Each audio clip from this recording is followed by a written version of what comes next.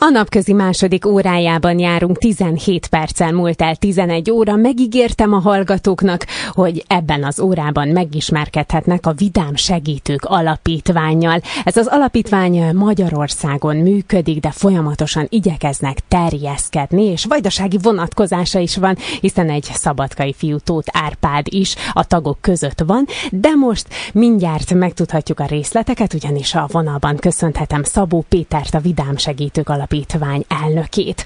Halló, halló! Halló, halló! Halló, üdvözöllek!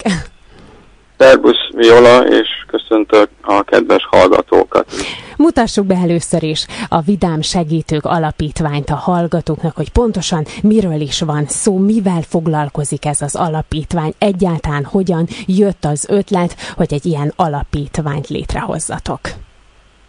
Az alapítványt 2012-ben hoztuk létre. Akikkel együtt dolgozunk, illetve dolgozom, 4-en vagyunk az alapító tagok. Mi már előtte is sok-sok éven keresztül együtt dolgoztunk. Ilyen 15-20 éves tapasztalatunk van karitatív munkában. Az alapítványnak a fő célkitűzése az a hátrányos helyzetű emberek, gyerekek, felnőttek, időseknek a segítése, lelki-szellemi, illetve anyagi segítségnyújtással. Járunk kórházakba, az az egyik fő tevékenységünk. Bohóc és zenés műsorokat tervezünk. Ez elsősorban gyerekkórházakról van szó, illetve idősek otthonában, családok átmeneti otthonában, fogyatékos gyerekek, családok otthonában lépünk fel az év folyamán műsorainkkal. Milyen visszajelzéseket kaptok a munkátok kapcsán, például a betegektől?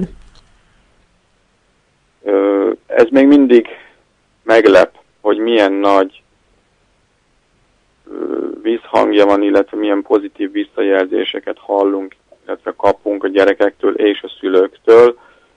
Annak ellenére, hogy sok-sok éve csináljuk, ez még mindig meglep, hogy milyen nagy hatással van a látogatásunk rájuk, az, hogy valaki gondol rájuk, meglátogatja őket, énekel nekik, kicsit bohóckodik velük, megpróbálja őket bátorítani, felvidítani, viszünk nekik ajándékot, és ez sokszor napokig téma a kórházban, ahogy halljuk vissza, megtöri a mindennapi monotonitást ott, vagy azt a légkört, amiben vannak, kicsit színesebbé teszi.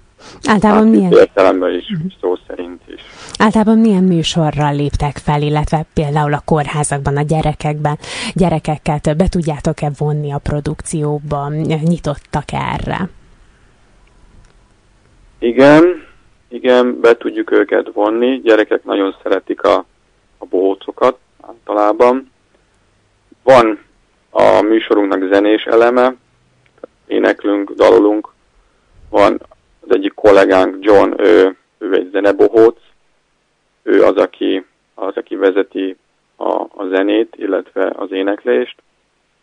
Vannak kis bohóc műsor, bohóc produkció, bűvészkedés, lufihajtogatás, arcfestés, beszélgetés a gyerekekkel, bátorítás, szülőkkel beszélgetés. Szoktunk imádkozni velük, akik erre nyitottak, illetve igénylik, és elég sokan igénylik ez a tapasztalatunk. De mint ahogy a beszélgetés elején elhangzott, hogy nem csak ezzel foglalkoztok, tehát nem csak műsorokkal léptek fel, hanem egyéb tevékenységet is folytattok. A műsorokon kívül igen, szeretnénk másféle tevékenységet is bevonni a működésünkbe. Voltunk például az Magyar Élelmiszerbankkal egy közös akción, ahol élelmiszert gyűjtöttünk most karácsonykor rászoruló számára. Terve van véve az, hogy színházakat például megkeresünk, és előadásra lehetőséget biztosítunk megint csak hátrányos helyzetű családok számára, akik el tudnak menni megnézni ajándékkal ezeket a műsorokat térítésmentesen. Ez is terve van véve. Az Árpival most beszéltem nemrég, hogy esetleg egy gyűjtésen, egy nagyszabású gyűjtésen egy beteg kisgyermek számára itt Magyarországon részt vennénk fellépéssel. Tehát nyitottak vagyunk, illetve van tapasztalatunk más irányban is, igen, más programokkal is. Van egy Facebook oldalatok, tehát hogyha valaki több információt szeretne megtudni rólatok, akkor nyomon követheti itt a tevékenységeteket, tehát Vidám Segítők Alapítványra kell rákeresni. Gondolom folyamatosan kerestek önkénteseket is, akik bekapcsolódnának mindezekbe a folyamatokba és segítenének nektek.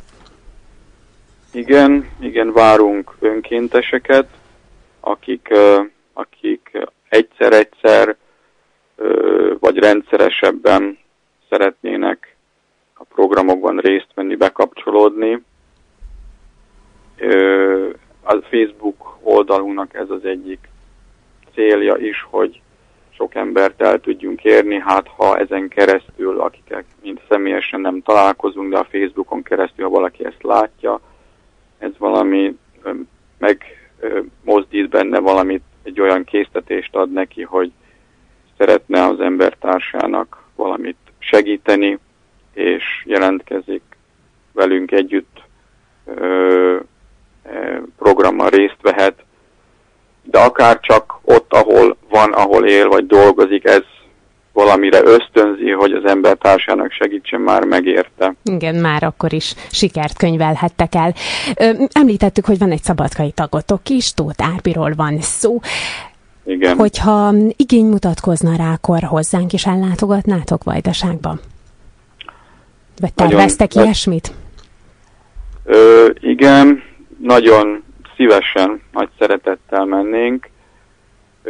Az, hogy egyelőre Budapesten tevékenykedünk, annak az egyik oka az, hogy négyen vagyunk, akik alapítottuk az alapítványt, de négyen dolgozunk, most már az Árpival 5-en, illetve van még egy-két önkéntesünk, aki segíti a munkánkat, és hogyha többen lennénk, illetve lenne lehetőségre, akkor szívesen megyünk vidékre, vagy határon túlra, és egyébként az egyik kolléganőnk, Kornélia Nelly, ő is szabadkai származású az édesapján keresztül.